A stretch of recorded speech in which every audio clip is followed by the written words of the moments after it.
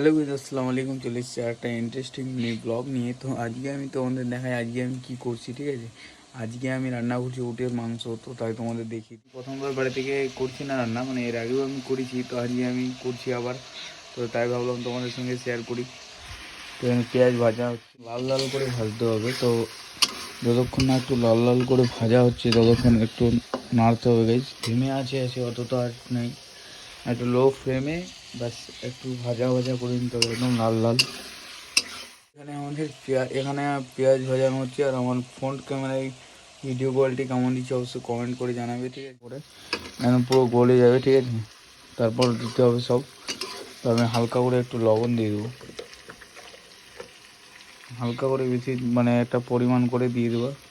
লবণ দিয়ে দিয়েছি। এখানে রান্না করছি উটের মাংস, তার জন্য এখানে পেঁয়াজ কুচি ভাজানো হচ্ছে একদম লাল লাল করে। এর আগেও রান্না করেছি, তো ভাবলাম তোমাদের সঙ্গে আজকে শেয়ার করা যাক উটের মাংস কীভাবে রান্না করতে হয়, তোমাদের জাস্ট দেখি। তো এখন পেঁয়াজটা ভালো করে ভাজা সব দিয়ে দেবো। তো প্রথমে একটু দিয়ে দিচ্ছি গাইস হলুদ, ঠিক আছে। পরিমাণ মতো হলুদ দিয়ে দিলাম। তারপর জিরে মশলা দিয়ে দিচ্ছি পরিমাণ মতো, ঠিক আছে। তোমরা নিজের মতো দিয়ে দেবা পরিমাণ মতো, ঠিক আছে। তারপরে দিয়ে দিচ্ছি লঙ্কার গুঁড়ো। আমি পরিমাণ মতো লঙ্কা দিয়ে দিচ্ছি, তোমরা নিজেদের মতো করে দিয়ে দেবা, ঠিক আছে। লঙ্কা দিয়ে দিয়েছি, শেষে জিরা দিয়ে দিয়েছি। বাস এবার শুধু আদা রসুন যে পেস্ট করা আছে সেটা দিয়ে দেবো।